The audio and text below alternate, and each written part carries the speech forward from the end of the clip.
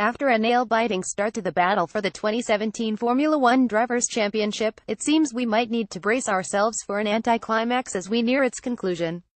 Lewis Hamilton, who was trailing Sebastian Vettel in the championship till 6 weeks ago, now finds himself comfortable on the top with an unexpected 59-point lead. He added 25 points to his lead on Sunday by winning the 2017 Japanese Grand Prix, ahead of Red Bull Racing drivers Max Verstappen and Daniel Ricciardo. Vettel scored his second did not finish in 3 races due to Ferrari's recurring reliability issues. The result at Suzuka has often been pivotal in the World Championship, and the 2017 edition was no different.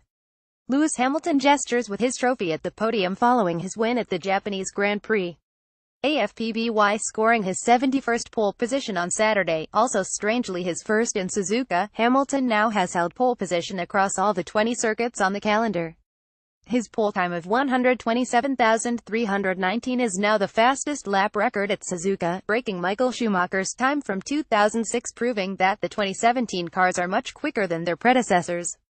On race day, Hamilton converted his pole position to a rather straightforward victory, barring a few half challenges from Verstappen.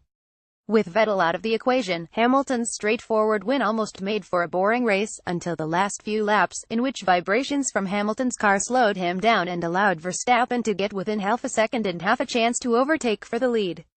However, Hamilton held on till the end, with some unexpected help from former adversaries and old boys, Fernando Alonso and Felipe Massa, who ignored the waving blue flags much to Verstappen's disadvantage.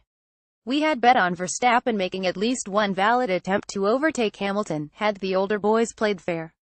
Hamilton found unlikely support in his former adversaries Alonso Massa to win this race.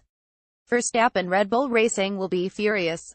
F1, Kunal Shah at Kunalasha October 8, 2017. The Tour 3 finish was Red Bull Racing's second double podium finish of the season, the first being in Malaysia last weekend.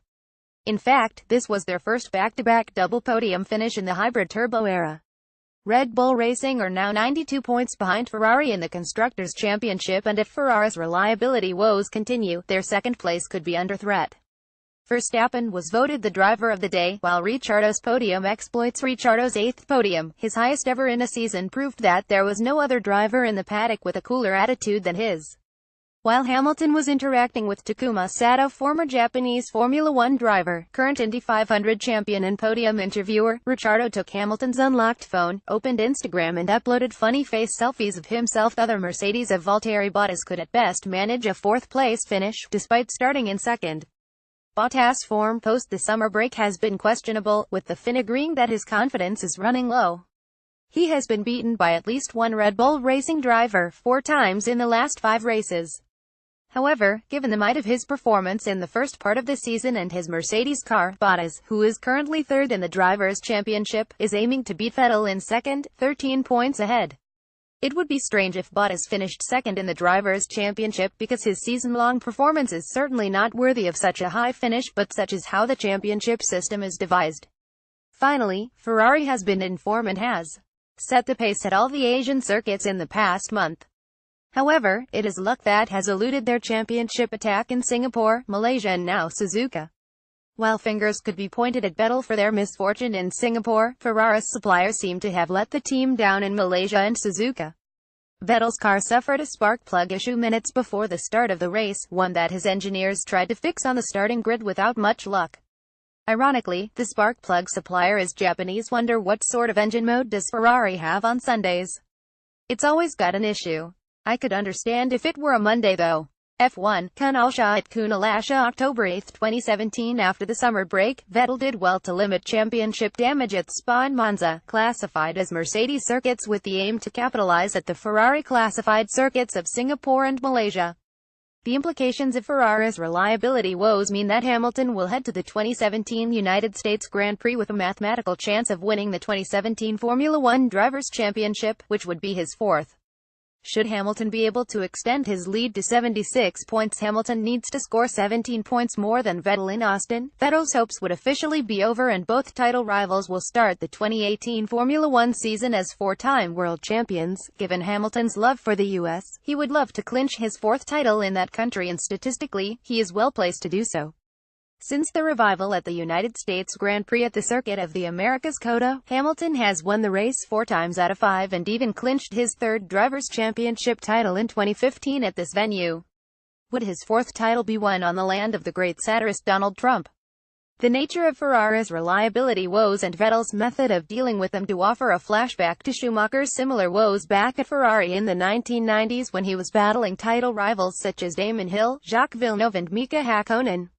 The other Ferrari of Kimi Räikkönen finished in a distant 5th place, after a penultimate qualifying session thanks to Ferrari's gearbox this time saw him start in a lowly 10th place.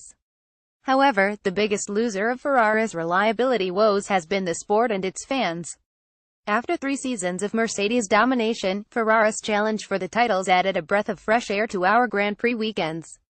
Despite Hamilton and Vettel sharing the Formula One grid for nearly a decade, this was the first proper season where we have had the chance to see the two greats go wheel-to-wheel for top honors. Let's hope that Ferrari get their quality controls in check to make sure that they still make the most of the remaining 4 races of the season. Not how we wanted today's fight to end. Here's to a proper scrap in the USA Japanese GP https://t.co95q5u8xpz2, Mercedes AMG F1 at Mercedes AM1 October 8, 2017 Force India's Esteban Ocon finished 6th or in the best of the rest position, after a stupendous start that saw him run in P3 ahead of Ricciardo and Bottas. Sergio Perez's 7th position meant that Force India have now scored double points in 13 out of the 16 races contested this season, which is also their highest ever and second only to Mercedes who have a score of 15-16. Ocon's impressive show with Force India will definitely put him on the radar for a switch to Mercedes. He is already a Mercedes junior driver in 2019.